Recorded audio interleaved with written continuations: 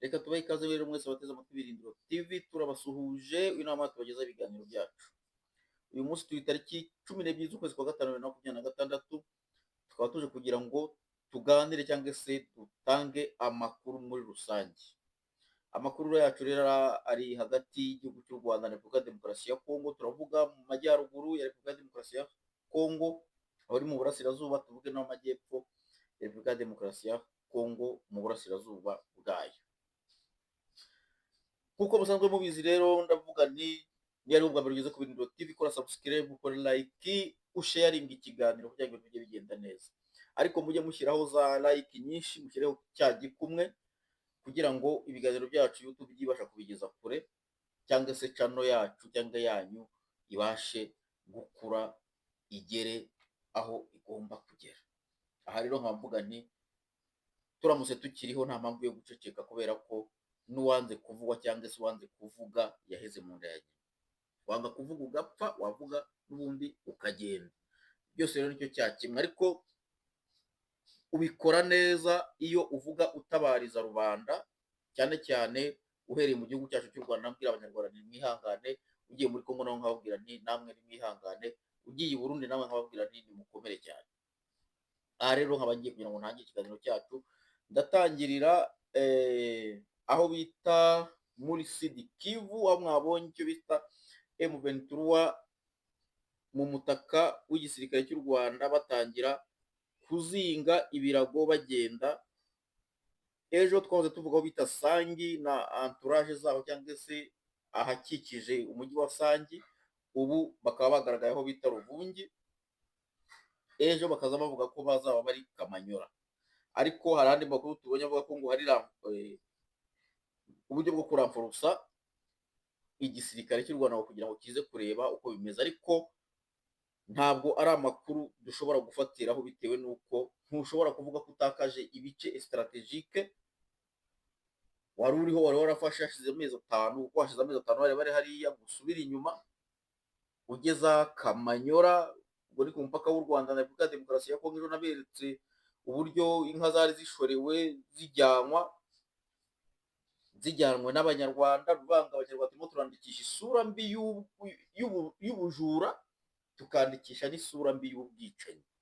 Ibaze kujya gutwara umuntu ubutaka bikakunanira, byamara kukunanira ugafata ibyo yagombaga kubakisha ibikorwa rusange. Muzi ko ubushize batwaye kaburimbo bagiye kuva Uvira, barabijyana n'amamodoka y'abantu bakajya binjira mu bipangu bakaka imfunguzo bagatwara imodoka. Ubu naho bageze ku rwego rwo gushorera inka, kubera ko abaturage nta kintu bagisigaranye bitewe n'intambara imaze igihe hariya. Ukajya mu kiraro cy'umuntu ugashorera inka n'ihene, twabonye hari n'abishe n'inkoko. Murumva bya bivuga ngo indangagaciro, kwigisha indangagaciro zo kwiba abakongomani inkoko, ukiba inka, ukiba ihene ku manywa y'ihangu, uri igihugu cyigenga gifite abasirikare ngo bakomeye. Ni umuvumo muri rubanda. Aro twaba tuvuga duti ntabwo twebwe twemera akarengane, akaba ariyo mpamvu twashyizemo gufungura YouTube, kubera ko akarengane twahuye nako tuzi ingaruka zako. Aha rero tugiye guhera aho bita Sangi.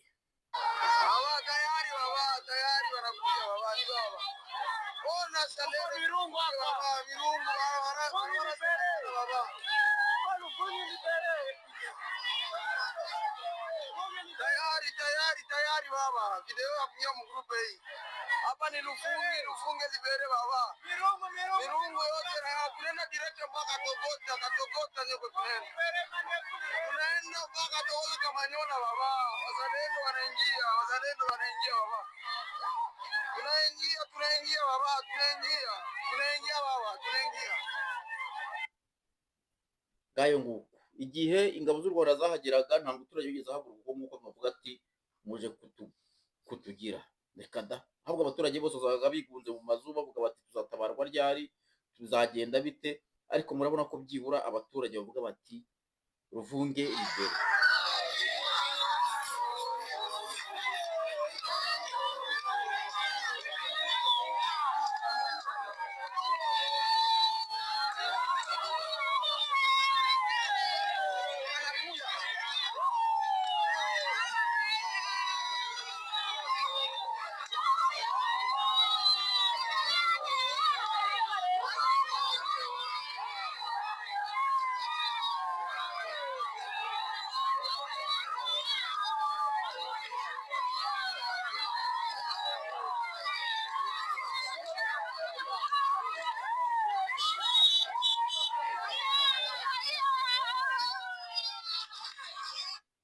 ngira ngo rero murabibonye nguko bimeze hariya muri Repubulika ya Demokarasi ya Kongo, tukavuga duti abayobozi bose baharaniye ubu bwigenge bw'abaturage bo mu karere k'ibiyaga bigari cyangwa byimazeyo muri Repubulika ya Demokarasi ya Kongo, muri abantu b'agaciro uhereye mu gihugu cy'u Burundi, umuyobozi w'igihugu cy'u Burundi na Repubulika ya Demokarasi ya Kongo n'izindi mpirimbanyi zagiye zijya muri ibi bintu bigeze aho abaturage barimo babona ubwigenge.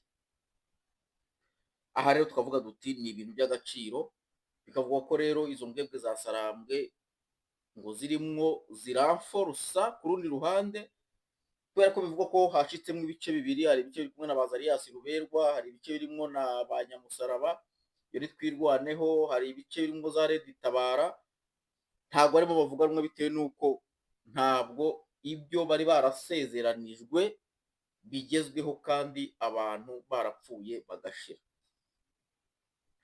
Aha dufite inkuru y'umuntu ngiye guheraho, aho muri mu gihugu cy'u Rwanda baratubwira ngo uyu musore ni umunyemera yitwa Gafasi mwene Gasirimu wo mu muryango w'Abakono, yabaga mu Kamira mu karere ka Nyabihu mu murenge wa Mukamira ngo muri Singapore y'Afurika. Ngo yajyanywe mu gisirikare cya M23 ku ngufu, aragenda aragikorera, aragenda akora iyo bwabaga. Bimwe bababeshya ngo ni ukwibohora, bimwe bababeshya ngo ufite imbunda ngo uri umuntu ukomeye cyane. Gisekedi arabahagije nta mbunda afite, ari umuntu w'umusivile yaragiye agafata ikaramu yonyine. Aha rero baravuga ngo ejo bundi itegeko ngo riva i Kigali risaba kuva mu duce tumwe bari bafashe. Uyu musore biramubabaza cyane kuko yibutse bakuru be batatu bapfuye. Bimwe twababwiye ubushize, turavuga duti urajya mu murwi wa M23 cyangwa se urajya mu gikosi cya M23. Icyo gikosi cya M23 ntabwo uzi umuntu wagishinze. Iyo byose icyo ngicyo si igisirikare cy'u Rwanda, nta nubwo ari n'icya Kongo. Ibyo ni ibintu ndibuze kuvuga mu kanya. Uyu musore rero kwibuka bakuru be batatu bitabye Imana kandi wazize intambara ngo bari mu bintu byo kwibohora, ngo tariki 8 z'ukwezi kwa gatanu, ngo n'ejo bundi buriya hashize iminsi ingahe, 2026, ngo yumvishije inkuru ivuga ko RDF M23 yavuye Sangi, Bwegera, Mutarure, Remera n'ahandi henshi kwihangana biranga, afata imbunda ye arirasa. Murumva ukuntu byagenze? Murumva aho wigisha umuntu ko ibyo yaraharaniye niba bitagomba kugerwaho agomba guhita yirasa, aho kugira ngo umwigishe ko hari indi option ihari, ariko abantu bagakomeza bakabaho. Ni ukuvuga ko rero hari ukwigisha igisirikare cy'umwuga, hari no kwigisha ubwiyahuzi. Aho bishatse kuvuga ko kiriya gisirikare yaba iyo M23 yaba n'ikiye, ntabwo ari igisirikare cy'u Rwanda, ni igisirikare cy'abantu twe tutamenya aho baturutse. Ngo ariko mbere yo kwirasa yegereye mugenzi we aramuhamagara ngo ngwino, aravuga ati ngwino nkubwire. Undi nawe araza, arangije amubwira ijambo rimwe gusa ritagira irya kabiri, ati nta cyiza cy'Abanyarwanda nuko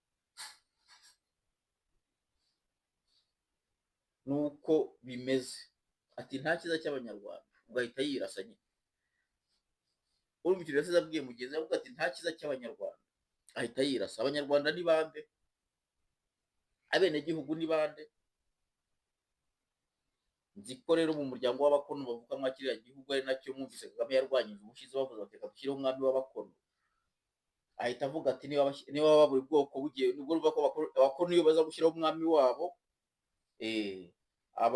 abarera bagashyiraho umwami wabo,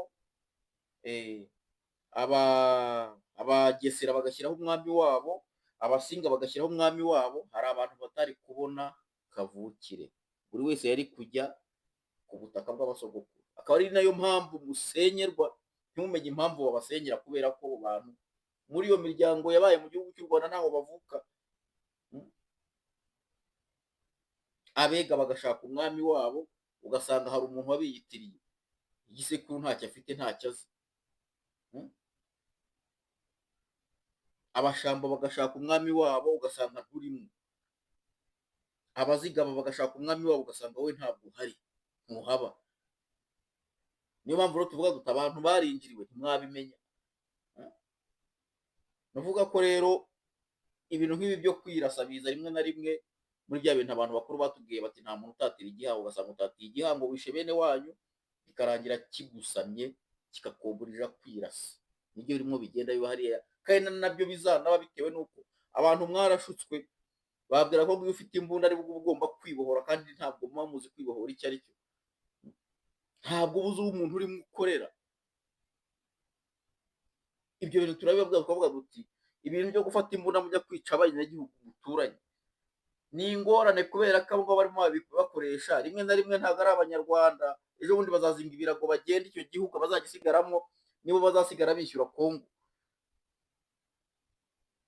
Barangizaga abantu ni inyangarwanda. Uzareba abantu babivuga bakubwira ngo ni inyangarwanda, uzasanga ari umwana ufite imyaka 14, 15 kuko yaguze telefone ya Android, cyangwa se usange nabo bavantara nyine abo ngabo batari abenegihugu, kuko icyo gihugu bakigize nka parike ihagararaho ibisahurano, cyangwa nka nk'irimbi rigomba kwica abenegihugu baryo b'icyo gihugu.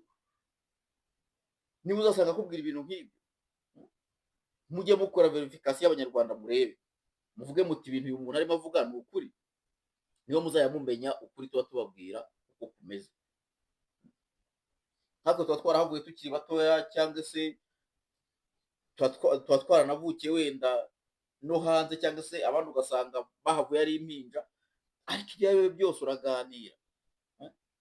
Nk'iyo umuntu agiye hariya akavuga ngo niba umuntu ngo avuze ku butegetsi ngo bw'igihugu ngo ni interahamwe, undi ugasanga arakubwiye ngo uri ikigarashi. Ni ukuvuga ngo izo ni imvugo kera ngo mu gihugu cy'u Rwanda ntizahabaga izo mvugo. Imvugo nk'izo ngizo ni iz'abantu badafite uburere, abantu baturutse babitaga abavuye ikantarangi, kuko no mu gihugu ushobora kuva ikantarangi waracitse muri perefegitire wabagamo, cyangwa se muri serire cyangwa muri komine, ukajya mu yindi komine bitewe n'uburere bwawe wari wifitiye iyo ngiyo. Noneho wagera ahantu hakaba amagambo wavuga batavuga ati uyu muntu aturutse ikantarangi. Nibyo rero birimo bibaho ngaho, ni ukuvuga ko aho ngaho hari abantu baturutse ikantarangi babona abenegihugu nk'ibigarasha, abandi bakababona nk'interahamwe, kandi izo nterahamwe nibo baziforumye, n'ibyo bigarasha nibo babizi ukuntu bimeze nuko byagenze, n'impamvu abo bantu babita ibyo bintu kugira ngo babatwarire ubutaka, umuntu ahore yiga. Ni ukuvuga ngo iyo bakwise ngo ikintu cy'ikigarasha ngo wenda ngo kirwanya ngo ubutegetsi, ni ukuvuga ngo wowe ngo uhora wigunze, uhora utiyumvamwo ko ushobora kuba patriote, umuntu ukunda igihugu cyawe, uhora ufite ubwoba uvuga uti nyaboneka banyita rya zina. Ariko ibyo byakwita byose kavukire aba ari kavukire. Nkunda abantu bapfira ifiyeri, ukavuga uti genda ikavukire navukiye aha ngaha. Bariya bakongomani cyangwa bariya bazalendo mubona hariya, ko muzi ko nta gisirikare na kimwe bize, nta na formation banyuzemo, ariko barwanya imyaka 30 harimo ndetse n'abatangiranye na Kabira pere igihe muri 1990 y'abantu batari bahunga. Harimo n'abo ku bwa Che Guevara yarahungiye muri Kongo, bari hariya bavuze bati twebwe ntabwo ibyo ngibyo bishoboka. Zone ya Fizi abantu bayigirira ubwoba kubera iki? Niho uwo bita Che Guevara yabaga. Bariya bayakutunga ushobora gusanga aribo baforumwe na Che Guevara, akaba ariyo mpamvu kubashobora ntibyakunda. Kandi ushize nababwiye ntibari abantu bafite umuti umuti wa mayimayi ni umuti ukaze cyane, gusa abantu mutazi uko ukora, umuntu arakubwira ngo bibaho ibintu gakondo, ngo oya, ngo ntabwo byashoboka. Ibyo ni ibintu twe tuba twarakonfirimaye, umuntu aguha akajerekani ka litiro 5 karimo uwo muti, ukaba wagakubita umupanga ntigacike, ntigasaduke, ukazana ishoka ukakasa, ishoka ikadunda, bazana imbunda barasaho, isasu rikanyura ku ruhande, ahubwo kakikaraga.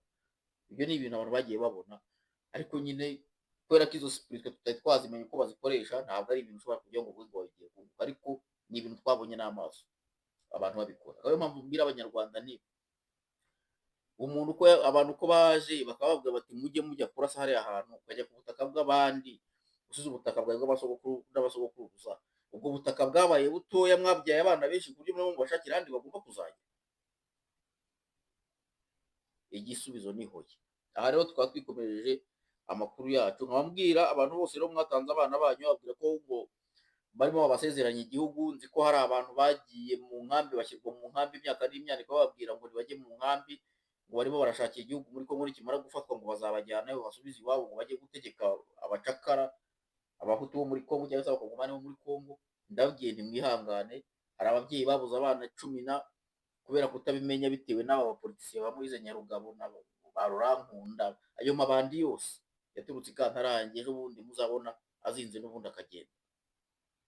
Ibyo bintu rero nkaba mvuga nti ni ukubyihanganira, nta kundi byagenda. Gusa iri ni isomo ribaye mu karere k'ibiyaga bigari, ku rwego urwo ari rwo rwose, cyangwa se ku muntu uwo ari we wese agomba kumenya, akazabibwira n'umwuzukuru n'umwuzukuruza. Twambuke rero tujye mu majyaruguru ya Repubulika ya Demokarasi ya Kongo, bita muri Nord Kivu. Turavuga Ufamando ya mbere, Ufamando ya kabiri, turavuga za Minova, turavuga uhereye Remeka Miyano uzamura aho bita Gasake, za Ngungu hose. Twumve ibyo abaturage barimo bavuga bati nyaboneka nimubanguke, dore ibintu birakomeye. Ubwo urugamba muri Sud Kivu rurimo rusatira Bukavu, hariya haruguru ho Goma, mu minsi mike mushobora kumva bayifashe. Mbere yo kugera rero, dore uwo musore n'uyu nguyu ngo mu banyemera wirashe nyuma yo kumva ko ngo atakibonye igihugu cyo kubamo, yari yasezeranijwe, ngo niba ari na Kagame, niba ari n'abakurambere ntawamenya, ngo hari abantu bari barabasezeranije ko bagomba kubahana igihugu. Dore yarifashe aritumura nyine. Mon frere, pali batutura grave na maiti ziko zinashuka Minova. Poi ndio wako wanashusha maiti, wanashusha Minova kabisa. Ati babarashe ku buryo barimo bamanura imirambo za Minova. Are bakule Makalungu, ba Minova, ba Numbi, manake banabeba. Ati abantu batwara amamoto baza Numbi, Minova, Numbi, uvuye Numbi ugera aho bita Nyabibwe. Kama miziko kushusha mamaiti, ninakwambia niko deja Minova, niliona wako wanashusha mamaiti kuma moto. C'est grave. Abantu mwacuruje amavuta muyakura za Walikale, muyakura za Masisi, tuvuge muyakura za Masisi, ndabasuhuza. Abantu mwagize jashaje mwikoreye kanyanga muje kuyicuruza, namwe ndabasuhuje cyane, mukomere. Abantu mwazanaga ubucuruzi mubuvanye hepfo mubuzamura haruguru, ndabasuhuje cyane. En plus de cela kabisa, na Lumbishi bazalendo na FARDC kuko wenye balisha zingira ile mwingine ya Lumbishi, ziralo yote hayo iko deja kwa mkono ya FARDC na bapeti yetu bazalendo kabisa. Sai ziralo murumva ko lokalite ya Ziraro abantu mutahazi, uvuye Minova uraza ukikubita Numbi, wava Numbi ukikubita Nyabibwe ukaza aho bita Ishanje, hamwe haguye impunzi nyinshi, kuko bamaze gufunga umuhanda wanyuraga Karehe ujya Gisangani, impunzi zaragatse zinyura mu ishyamba rya Kawuzi, zirazikubita ahantu bita Ishanje. Ishanje rero iyo uhavuye uraza ukikubita Rumbishi, wava Rumbishi ukajya bita Cambombo. Rumbishi rero ni hakuno ya wa mugezi ahantu mwumva bita mu Rugano. Iyo uhagaze hakuno Rumbishi niho bacucumiraga abantu babamanura mu mugezi hasi, wamara kuwambuka ukazamuka ujya ku musozi wa Cambombo. Iko ku mikono ya watoto yetu wazalendo kabisa. Na kunivo ya nani ya Ufamando baliwa garson moya iko professeur wakaingia mu banafunzi bakavala mauniforme, wengine wakashuka na wale wenye wanabeba examen d'etat kufika mu centre. Muzi ko Repubulika ya Demokarasi ya Kongo ubu ngubu bari mu bizame bya leta. Hari umuprofeseri wishwe aho bita Bufamando de Bufamando ya kabiri. Bufamando ya kabiri rero warenze aho babwiye bita za Rumbishi, ukamanuka ukagera ahantu bita za Gisunguti, ukagenda za Biriko, ukareka rero ubwo zone Karehe iri hagati ya Masisi na Walikale, irabitandukanye. Iyo umaze kugera Biriko rero ushaka kujya Bufamando, uhita wambuka umugezi bita Nyawarongo, ukikubita muri zone Masisi, ugahita ukomeza ujyaho bita Bufamando. Ya Bufamando ndio bakaingia mu centre. Professeur mwa akasema c'est pas possible. Sasa wewe leta commission yako yenye na kupermettre kufika hapa, na wewe leta ordre de mission, na wewe leta ordre de mission. Sana bawuliza vile na njogi. Uwo mwarimu rero kwicwa yari yatse icyo bita credential. Credential ni urupapuro rukwemerera kuba waza ugafata umuntu, kuba waza ukinjira ahantu nko muri institution nk'iyo ngiyo yaririmo abana, yarimwo iki byose abanyeshuri. Icyo kintu rero yazize. Zibalikuya bakamutatulia risasi na akaanguka. Kumekuwa na ficha mabunduki manguo, s'il vous plaît. Ule garso akakufa. Sali kufa sasa. Ndio bapeti bali baingiamo na benjabo balishuka mbio mbio, bapeti bali baingiamo ni 5 metres. Ubwo rero ubwo yababazaga ibyo byangombwa bibemerera kuza aho abana bari bahise bamukubita amasasu ahita apfa, ariko mu gupfa nyine abazayendo bari aho hafi baraza bahita batangiza intambara ako kanya n'abana bakiri ku ishuri. Ndio risasi ilikuwa inalia, mimi nakwambia. Maiti zilimwangika pale na bo peke bakashikosa, s'il vous plaît. Sasa ibalisha bapandisha ku mulima. Ati ubu ngubu intumbi zari nyinshi ku buryo nabo bibuze uburyo bagomba kubigenza. Mamwe banaita Kasaki. Donc haiko mbali tena na Ngungu. A 7h tuko tuna hari saa moya rero ngo nibwo bahise birukanye ahantu bita mu Gasaki. Gasaki rero bivuga ko atari kure yaho bita Ngungu. Liza tuma information tuulize biko namna gani. Ku niveau ya Masisi nayo watoto walimaliza examen d'etat, nabo baliingia muabo babana M23 balipigwa. Tuko tunauliza tuma information tuulize biko namna gani.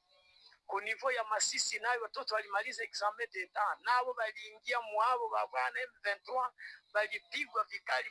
Ati Masisi naho rero abana igihe bamaze ibizame bya leta naho babinjimo barabatimbagura. Masisi kubasabote kabisa. Jeda bapeti yetu wako wanaevoliwe na wanaendelea na wanajikaza. Waambie bapeti kule wajikaze na waendelee please. Kama unaweza kuwa na basoda ya FRDC wenye wanaweza kuwa na neno ya mzuri kuplanifie wale bakubwa, mubaambie Ngungu ikianguka na aravuze ati niba mufite abantu b'abapatriote bazi kugira neza. Aravuze ati umusozi wa Ngungu ugomba kwatakwa, kuko numara kwatakwa Minova pale inaanguka. Ngungu ikaanguka. Ati Ngungu nimara gufatwa Minova nayo izahita ifatwa. Basoda yetu bakakamata pale directement na Saki banaikamata na Minova yote, Kalungu yote, Rubaya yote itaanguka. Sio ni mulima mrefu tena ni plus. Baravuga ati Minova izahita ifatwa, Rubaya nayo izahita ifatwa, kuko ni umusozi muremure, umusozi wa Ngungu strategique, ni umusozi uhanamiye iyo misozi yose, ni umusozi uprotege ayo mantite yose amaze kuvuga. Ni naho hantu bashyira ibikoresho uko mugiye kubyuka. Strategique yabo ya kwenye kwa nagombania ndio kwenye minisio zote zinatoka, za kutoka Goma, za kutoka Mushaki, za kutokea Makichanga, za kutokea wapi.